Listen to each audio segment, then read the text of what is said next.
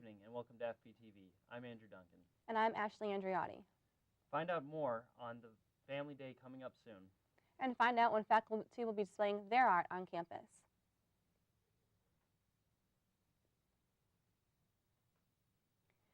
Hear these stories and more on tonight's FPTV newscast. Thanks for tuning into FPTV. My name's Andrew Duncan. And I'm Ashley Andriotti. This upcoming Saturday, September 27th, is Family Weekend, a long-standing tradition at Franklin Pierce. The day will be filled with a variety of activities for students and their families to enjoy together. Such events include a pottery sale in the glass foyer, a complimentary brunch, and a tour of the Ringe and the Cathedral of the Pines. The Pierce Activities Council will be holding events and activities for students and their families throughout the day. That's right.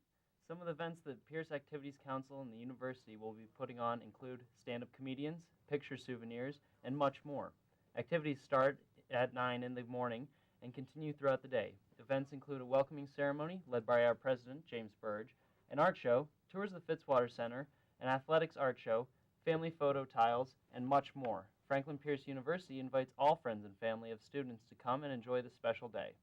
Now let's take it over to Caitlin for our weekly weather report. Tonight's forecast shows that it will be a temperature of 47 with an 80% chance of rain.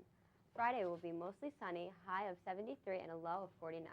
Saturday and Sunday, for upcoming family weekend, it is going to be mostly sunny throughout with a high of 79 and a low of 50 on both days.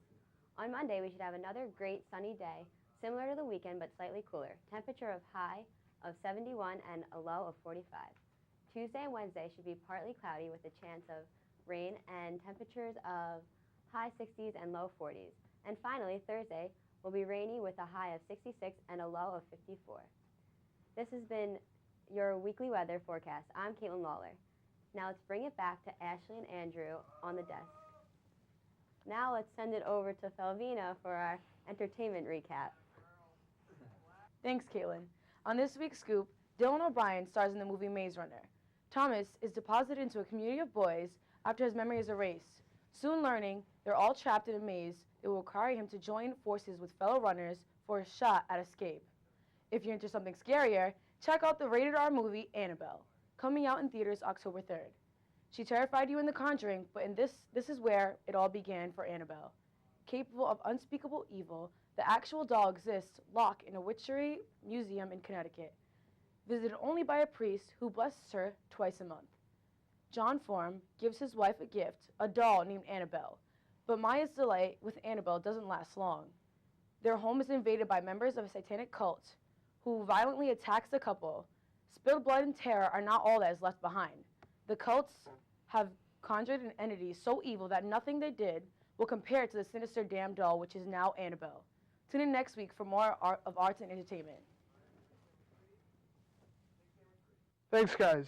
The women's soccer team went 0 for 3 this week and lost to St. Rose 5-4, Lemoyne 6-0, and New Haven 9-0. Their next opponent will be Bentley on September 27th as they look to bounce back on the road. Women's soccer split their 2 matches this week as they lost to Southern Connecticut 1-0 on September 20th, but bounced back to shut out Stonehill 4-0 at home on September 24th. Against Stonehill, senior forward Talia Pereri led the way with 2 goals. Women's soccer's next game will be on Family Day this Saturday at 1 p.m. versus St. Rose. Men's soccer also split their 2 matchups this week as they lost to American International 2-1 at home and won at St. Michael's 1-0. Dallas Donovan and Quincy Apai both accounted for goals this week. Their next game is at Assumption in Worcester, Mass. on September 27th at 7 p.m. This has been your weekly sports report. Tune in next week for your weekly coverage of Franklin Pierce Athletics. I'm Whitney Dowds. Now let's send it back over to the desk. A reminder that flu season is upon us, and there have already been confirmed cases of the illness documented here in New Hampshire this year. Students can receive a vaccination at Student Health Services for $10 between Monday and Friday from 8 a.m. to 4:30 p.m., and walk-ins are always welcome. Students who are currently feeling sick should take necessary precautions to avoid spreading the flu and should seek plenty of rest throughout. In Londonderry, New Hampshire, their school district now has a new security system that allows police to only be a touch away. If there is disturbance or any other critical incident at any of Londonderry's schools, with a click on a computer screen, the closest 5 police officers will be instantly notified. The software allows to just press a button to make an alert. Within seconds, that alert notifies all law enforcement in the area, enabling them to respond immediately. This closes the window of opportunity for threat within the schools.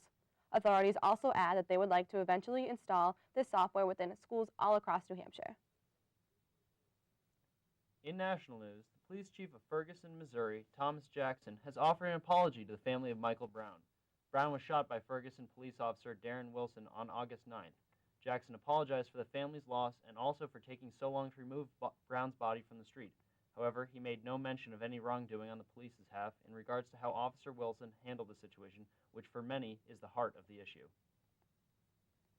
Terrorist group ISIS's illicit sales of oil has led them to be victim of U.S. and Arab coalition warplane airstrikes in Syria today. ISIS is reportedly the most funded terrorist group to date, making $2 million a day in the illegal sales of oil. The airstrike's target was to hurt ISIS financially. There have been 12 U.S. airstrikes in a remote area of eastern Syria so far, and Jordanian aircrafts have conducted their own separate strikes within Syria as well.